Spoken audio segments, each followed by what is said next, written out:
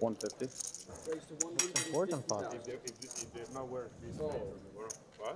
That was important. Brewer getting busy from under the gun with the king 10 suited, and again chip leader Jorstad going to be getting involved with a couple of jacks just 2 seats over.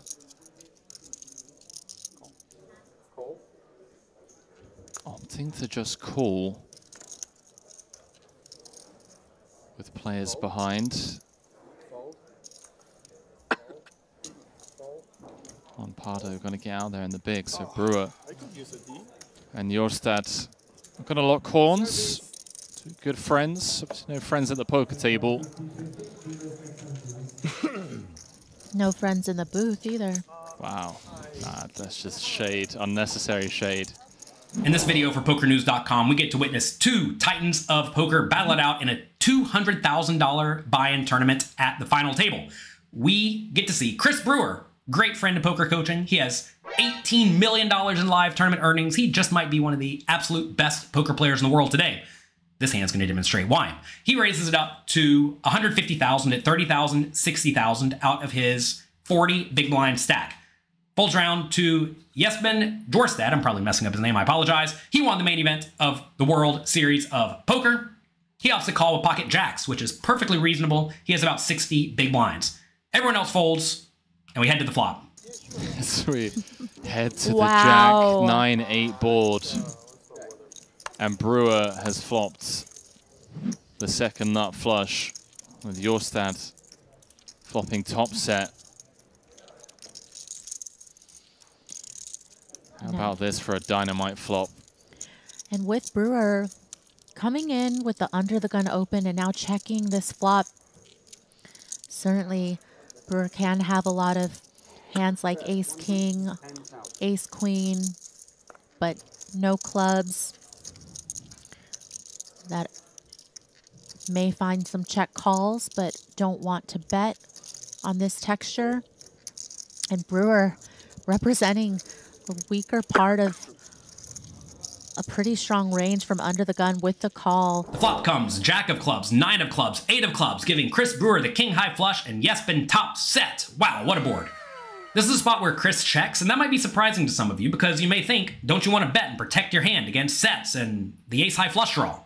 But you have to realize that sets and ace high flush draw don't make up a ton of Espen's range. He's going to have just a whole lot of random high cards a lot of the time that are drawing dead. And when your opponent is drawing dead a large chunk of the time, and they very easily could fold to a bet, you really, really, really want to keep them in the pot.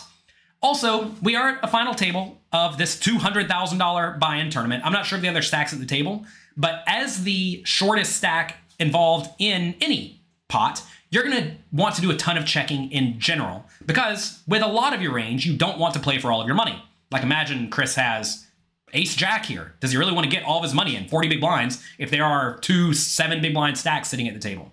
Like not really, because there are giant payout implications.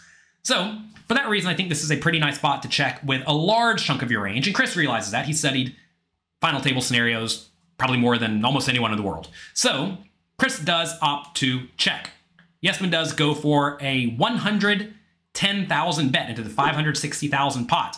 This may also look a little bit weird, but as the big stack in general in final table scenarios, or at least the big stack in the individual hand, it's a tongue twister, you want to be betting more often than normal, but often using a really small size. And that's exactly what Espen does. He's been studying too.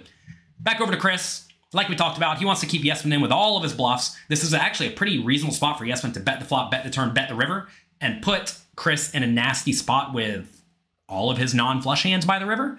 So I love the idea of calling and protecting your check calling range as much as possible with king 10 of clubs. That's what Chris does. Let's head to the turn. Well, how oh my God, what is happening here? And note that Brewer is drawing live. But just immediately looking over at Espen and has to know that when Espen calls pre-flop can certainly have 9s, 8s, and jacks sometimes as well, just flatting there. Pocket 10s, of course, also a possibility. But can't love the board pairing when you have a flush against a range that can have a lot of boats.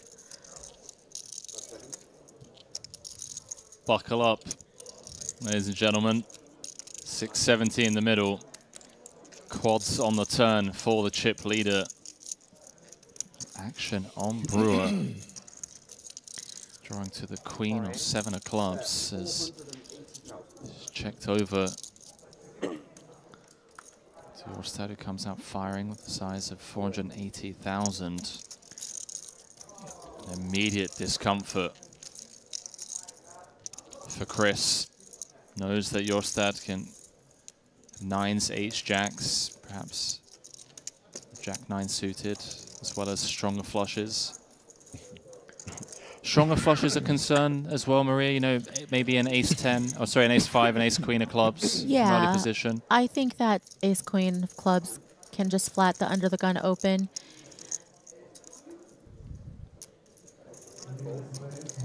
And it feels so gross, but with the presence of that straight flush possibility, cannot fold here. But you can just tell he doesn't love it. The turn is the jack of diamonds, which is a disaster for Chris Brewer because now, in addition to losing to the ace high flush, he also loses to pocket jacks, pocket 9s, pocket 8s, and maybe a loose splashy jack 9 suited that decided to call. Not that Espen's going to have that too often.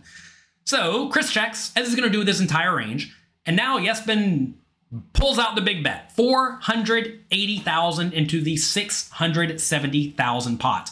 It's a nasty spot. Chris Brewer at this point has 2.2 million in a sack. So if he calls, he's going to have 1.7 remaining, and the pot's going to go up to about 1.6. So this is a gross spot. It is interesting because normally the big stack can bluff the turn and then bluff the river very frequently. However, against a good, strong, world-class player like Chris Brewer, who knows how to protect his checking range, you have to be way more careful running insane bluffs. So can Chris fold the flush on the turn? No, that would be absurd. You can't go around folding the flush on the turn, and Chris realizes that. He calls. Let's head to the river. I think at this point, Jorstad knows that he's up against the legit strong range. Overpair with the club, a flopped flush. 1.6 million in the middle. Brewer started the hand 3rd in chips. Forget Pardo. Currently on 8 bigs, would be a disaster for Brewer to go home in 8th. Does Espen go for the jugular? 5 seconds. Does he go for it all?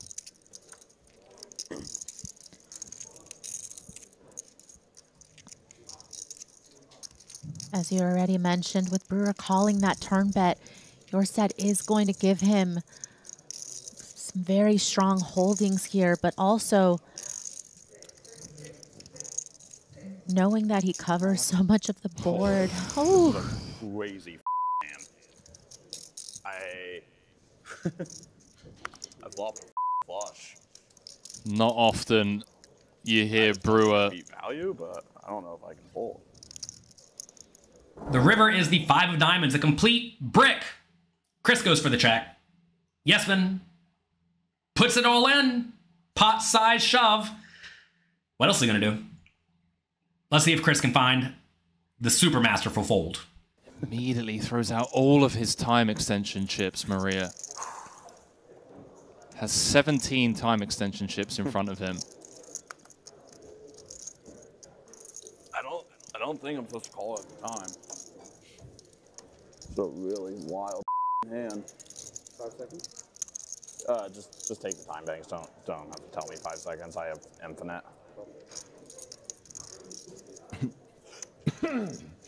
Holy shit. I mean, this is a nuts spot. All right, let's think about this.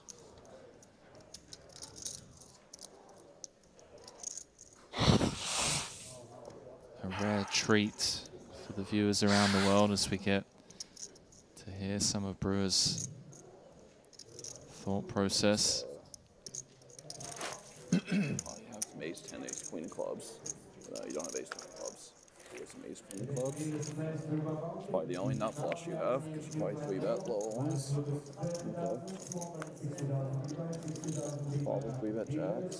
Don't flat jack 9 suited. Those 9s and 8s. 9s, 8s, ace 10, ace queen of clubs. Counting the combos of value hands that have him beat here, and just wondering how often does Espen have offsuit combos of ace X with the ace of clubs that he calls the open from under the gun with. I know it sounds crazy, but I don't think there's that many. How are you doing? Not too bad. I think it's I fine. don't think it's flat. 7-6 of clubs. Well, I'm not going to say too No, just... Take a picture of the guy in the final table. There you have it, giving Espen Even if you 9 value combos. Can you sign still supposed to fold. I need you to have like 7s with a club and just run it. Alright. And if I fold this and I'm wrong, it's just like the worst decision ever, but... I think Brewer's coming to the right decision here, Maria.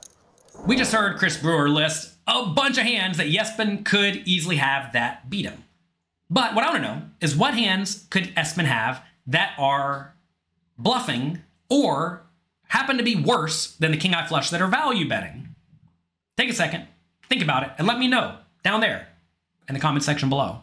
Well, if you don't think Jorstad is going to flat your under the gun open with, say, ace 10 like 2.5x. off. Like, I don't think you'll play any.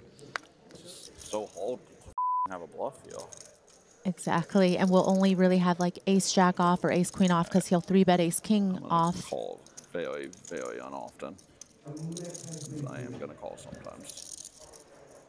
It sounds like Brewer's resorting to randomization.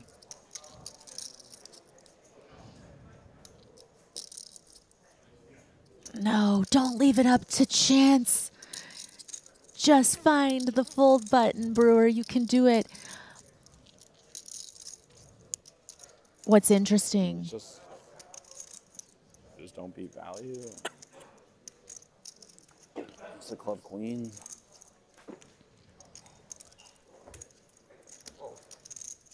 Makes the fold, Maria. Yes.